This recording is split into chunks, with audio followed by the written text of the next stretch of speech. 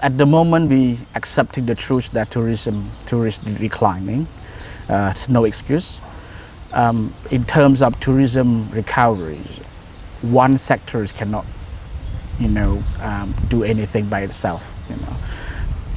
Private business, government, local communities, tourism professionals have to collaborate together.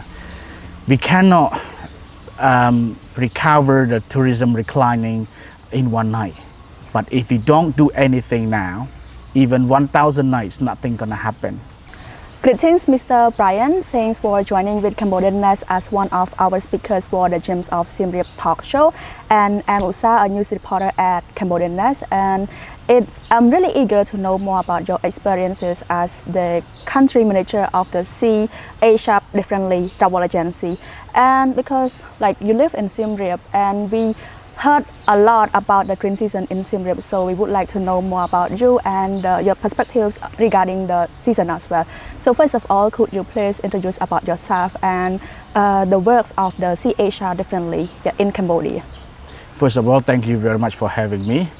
My name is Brian Synak Ork, or you can call me Brian. I'm the country's manager of Sea Asia Differently, or Sea the World Travel. Sea the World Travel is the local, legally documented company. Sea Asia Differently is, we have a website under that names, but the same owner, same management. If you're talking about the green season, usually now I change my terms of condition. I don't call it a green season, I call it a beautiful season. The reason behind that is everywhere is green, everywhere is nice, and I know lots of tourists, they assume high season is the beautiful time, it's the best time to travel to Cambodia, but I would encourage them to consider green season or the beautiful season instead.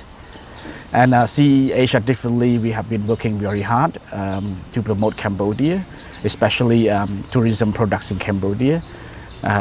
We are proud of ourselves that we could extend their stays in Cambodia longer than 2 weeks for some packages, and some packages until 1 month in Cambodia. So as someone who has been working in the travel agency for many years already, so do you think that the tourist perspectives regarding Cambodia as a whole, what's their perspective? Do you think, because some of them, they might have shared some positive and some share the negative thoughts about what Cambodia should be improved. So what's their recommendations regarding the infrastructure or services or anything that they want us to improve? Well, first of all, once they arrive in Cambodia and they spend 1 week in Cambodia, most of them, they praise a lot about what we have, especially the friendly local people, the magnificent Angkor Wat, beautiful culture, safe, but of course there's still some area to improve that they leave the message and the feedback to us. Infrastructure is number one. Linking from one region to another, from one destination to another destination, it's wasting their times. Usually they travel 300 kilometers for 2-3 hours. In Cambodia, 5 hours at least. So these wasting their times. Beside infrastructure is the customer service. Of course, we realize that we also proud of ourselves that we have great customer service in certain area only, especially in SIEM REAP. But the other places like eco-based tourism, the customer service still need to be improved a lot. People over there need to understand what the client's perspective, how to look after them, make sure that they have a great experience while they are staying there. Another thing is the international promotion and international marketing. Lots of international travelers, they arrive in Cambodia, they only know and the plan to stay to visit only the temple of the Angkor Wat. But 3 days later, after they visiting Cambodia, they found out that there are many more to visit. Unfortunately, they have already planned, everything had already planned, so they cannot extend their stay. And we are very sad about that. So, and another things I could see is the friendly arrival impression. First time when they stepped or landed into Cambodia, especially in the airport or the border. The border is hectic. I went there myself recently. I don't have a great impression at all. And what can I do? I have to follow the flow. So if we could improve all those areas I raised above, that would be amazing. That from my perspective only. Thank you. You mentioned earlier that everyone knows Angkor Wat in Siem Reap province, but in the perspective, what should we do to promote Cambodia beyond Angkor Wat temple, to promote Siem Reap province beyond the temple? As said above, I am very proud from my companies that we can extend our customer stays until 2 weeks or 1 month. Why? If we only include the temple, cannot keep them stay here for 2 weeks or 1 month. Cannot. The reason we can do that because we could see a lot of gems in Cambodia. Besides temple, they got ecotourism. Usually my clients stay in Siem Reap for 4 days to 5 days. Temple, nature, culture, and then they travel to Karachi to see the dolphins for 2 days, and then to Ratnakiri for elephant, the indigenous people. They want to see how they live over there, the cultures of indigenous people over there. Elephant up north, Mundulkiri. At least I could get them stay there for 2 nights. And then to Phnom Penh, the capital city, the city of, busy. And also next is the beach. Cambodia has the most beautiful beach, one of the most beautiful beaches on earth. And again, if we could advertise and promote what we have internationally, broadly, spend huge amount of money on broadcasting that would be amazing. So beyond the temple, there are lots more to see. We could promote Cambodia as a destination of culture, a destination of movie, a destination of MICE, destination of family-friendly travel, a destination of food travel, food tourism, a destination of a lot more. It's a lot more. Okay? But the thing is, people only know Cambodia for the Angkor Wat or the temple. So that's something we need to look into that. Yes, it's about, so most of the packages include school groups, like those school groups they prefer coming to visit. But how do you feel when like teenagers, like the young people, they have plans, they want to visit Cambodia? Because when I visit Angkor Wat, there are many old people, they want to explore the culture, they want to see directly the architecture. But how do you feel to see many like teenagers and students, they now prefer coming to visit Cambodia? Part of their programs, especially recently we have a school group from USA, 13 people, 2 teachers, most of them teenagers, about 15, 16, 17 years old.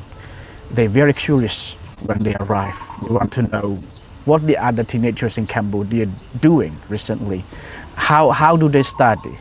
When they go to the Angkor Wat, of course, lots of them interested in the history, lots of them interested in the architecture, but still some of them not very good at that. They don't want to spend, they're not interested in the history, but they're interested in the cultures and people. So what Cambodia can offer in the educational trips, something like this, is the culture to the school groups and people, especially what we have done so far very good is we do a cultural exchange with one organization in Siem Reap. We do 1 day cultural exchange, so the student from USA spend half day doing some games, conversational, and also the conversation with Cambodian students. So they exchange the knowledge, they exchange the experience together. So that is what they are looking for. And what they're interested in that is, the culture, what we have. Labokatao is one of the highlight in the travel they have done recently in their programs. They asked me why don't I promote it a lot in the programs, which I'm looking into that. They have trained for 2 hours, and they're very, very interested in that. Maybe we can dive deeper a bit about the travel packages that your travel agency offer. Like how many weeks they can choose, how many options, or what are the places that include in the travel packages? We are tailor-made. So every programs that we make based on the school programs that they are looking to. Some school groups, they are looking to culture, so we have to generate the programs that fit to their requirements. Some school group, they're looking for the history or just fun. So we have to do wave our magic stick, to get into that draft to that itineraries, their program. But I strongly recommend, especially for the school groups, history, heritage, culture, people has to be in a great combination. So, because there are many travel agencies based in Siem Reap province, but from your perspective, what makes your travel agency unique and different from others? Maybe some strategic plans or other uniqueness. Yes. Well, we listen to what they want. We listen to the clients, and we come up with the right program for them. We put ourselves in the client's shoes. We help them a lot, and we deliver what they need. So that's what we always win the business. Because now we are in green season, and like you mentioned earlier, it's a beautiful season for you. But from your perspective, what are the differences between the dry season and the green season like this? What the impressions that the tourists they react when they arrive in Cambodia, especially Siem Reap province? Well, like I mentioned above, lots of travelers, international travelers, they assume high season is the best time to travel, but green season offers them very, very unique. If we're talking about the whole package, green season offering the best based on number one, weather. High season in December is a bit hot. November, December is a bit hot. January, February also hot. But in the green season, the weather is just very, very nice to travel, to walk around the temple. The beauty of the temple, the most, the nature, highlight everything. The temple itself, gorgeous. If you're talking about the budget, the rates of the hotel, they put down a little bit. So travel budget is very affordable and very friendly especially for the family. And one more thing is, if people who don't like to visit with the crowd, so that is the best time to travel, avoid the crowd, is the green season, a beautiful season. Well, I have always recommended a few places beside the temples, beside the Angkor Wat, remote temples like Bay Milias and Kokhe. Okay, even though in the high season you still meet some tourists, but in the green season, a beautiful seasons, none. Okay, that's the best place to see. You have your own private temples by yourself. Lush greenery, nature, they have everything in there. Beside those, tourists should consider the nature, the park. It's like Kulin Waterfall, okay, Kulin Mountain. Linking with the wildlife and the mountain Kabaspin. Two things they visit in one day. They could visit Kabaspin first and then come down to the foothill and you pay a few hour visit to the ACCB, the wildlife conservation. So that is the best itinerary for one day. And one more thing is the lake, the water field in the lake, unique at, I always tell my clients, especially a school group, if you want to see Singapore in 1960 or 1950, come to floating villages. That's what Singapore looked like. Besides places, do you think that they can't forget the most is about the friendliness of people? Do you agree about it? I totally agree with that because Cambodia has the best smiles ever. Yes, but unfortunately, we all know about the declining of the number of tourist arrivals to Cambodia.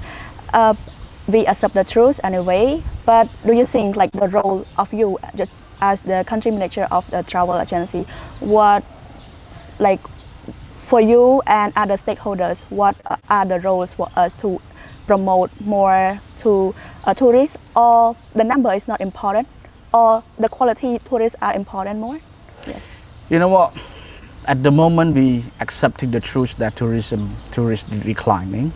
It's no excuse. In terms of tourism recovery, one sector cannot, do anything by itself. Private business, government, local communities, tourism professionals have to collaborate together. We cannot recover the tourism declining in one night. But if we don't do anything now, even 1,000 nights, nothing gonna happen, okay? Now we're talking about what role should the stakeholders do. I always tell my friends, the most busiest industries in this world is the tourism. When we got the clients, we're busy looking after the clients, maintain the customer experience and service. When we don't have the clients, we are busy and look for the clients, finding the clients. So even though the green season or the high season, we're never free, never. But in this case, what can we do? If you're talking about the government, what the government could do, improve the infrastructure is the priority. Another priority thing the government could do is international promotions. We are very poor at that. Yes. No excuse, no exception. We have to accept that and looking to improve. Okay, and improving the arrivals experience. That also another things that the government should do. So, what else the other stakeholders should do? Private sectors like me, like the travel agency, like the hotel, like the restaurants. What they could do? What they could do? Improve the customer service. Maintain the customer experience, strengthen the innovative tourism products, create more, okay? Any interesting thing they could create, more products. And lastly, what they could do is use digital marketing efficiently. At the moment, everything is on digital. Okay? Local communities, what they can do, they also play the important roles in this situation.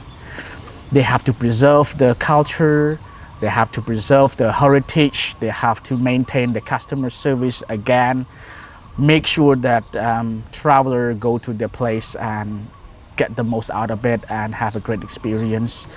What about the tour guide or tourism professionalism, what they can do? Storytelling, improve their hospitalities, keep improving their knowledge about the histories or anything else, That's what they could do. So in this situation, no one could be apart, could be forgotten. They have to collaborate with each other to have Cambodia facing this critical moment and improving better. But do you think that your travel agency play a small role in like promoting, appealing more tourists to extend their stay, just like cluster? We are now promoting cluster tourism to like encourage them not to visit Siem Reap province, but the other provinces as well? Like, can you emphasize about it, your travel agency like contribution to that? Yes, what we have done so far, I would say, especially in this July, we have a top management based in England that he will join the travel show in America. So his job is to promote Cambodia again, especially for the school group. That's what we do. We also have a digital marketing, social media. We also promoting Cambodia a lot. We have a teams in England to do that, right? Again, most of our customers, they are 90% from the UK market. So lots of our promotion and marketing within the UK only at the moment. So we have contributed a lot. Like I told you, we have expanded and keep the clients, the travelers to stay in Siem Reap, especially in Cambodia, for no less than 2 weeks. Okay, that's one thing. We also promoting the eco-based tourism. We have local people. We also included the local restaurants, the organization, the local cultures, local business in our program as well. So when we have a tourist come in, so they visit the shops, they buy from the local products, they help out the local people. So this is lots of contribution that we have done so far, and not all. We're looking to do a lot more. Yes, but during this critical moment, do you think that domestic tourists is also important to like support local businesses, to operators, something like that? But what should we do more to promote them? Like besides not just going abroad, but to support our local potentials, local travel destinations. Local traveler play very important role, especially helping the sustainable business for the region they visit, especially Siem Reap. People from Phnom Penh, they come to visit Siem Reap, they stay in Siem Reap, they eat in Siem Reap, they pay the money in here, right? So there's no excuse. We have to accept that, and in order to help out the local people, especially the local travelers, to come visit, what we can do is, I would suggest, because personally our company, we don't do local market. But what I could see, I put myself in the other stakeholders' shoes. The hotel, what they could do. Phnom Penh, people in Phnom Penh, they're looking for a weekend escape.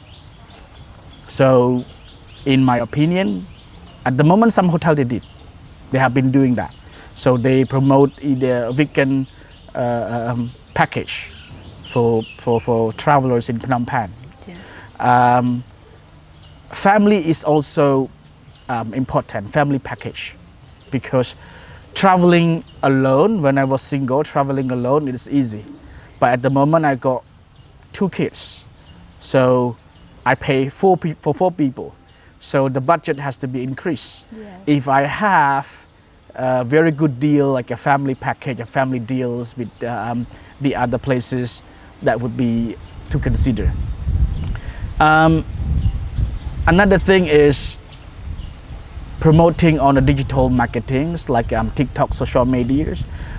That's very efficient as well, because at the moment, local people, local travelers, they rely on the TikTok a lot.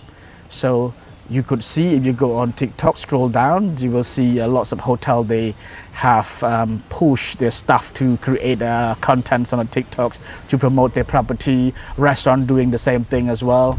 So in order to attract them, is giving them a good deal, because local people have a different perspective. Local people have different incomes, slightly less incomes than the international travelers.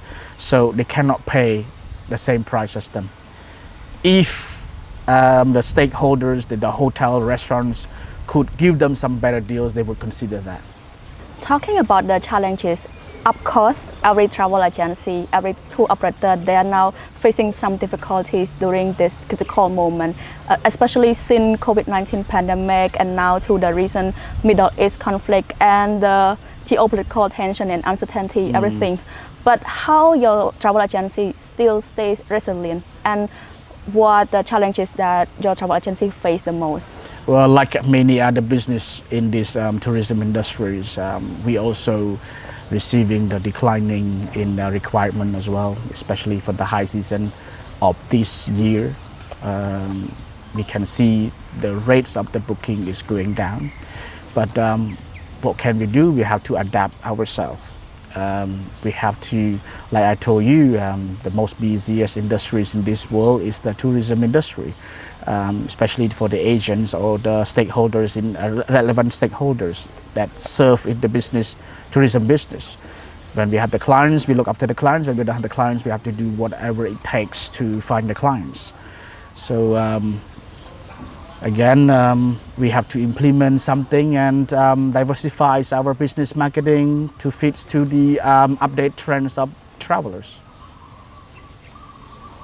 So, come to conclusion, what's your commitment towards tourism industry when we are now in this critical moment like this? What's your commitment? What's your goal for the future? Well, first of all, I would use this message to share with the other people relevant into this industry. They have to keep the spirits up. I would send a message to them first, and then I come back to myself. At the moment, people are facing with mentalities because, especially the owners of the business, they think a lot. Some of them, especially my friends, some of them, they don't sleep for 2 weeks, because they have been facing very difficult times, and especially financial things. They need to look after their staff as well. But it's nothing we can do. It's not only him, it's not only a few people, lots, especially the whole countries. But what we have to do is keep the spirit up, keep going, and as long as we try our best, then let's see the result, okay? Like I said, if we don't do anything now, it's nothing gonna happen in the future.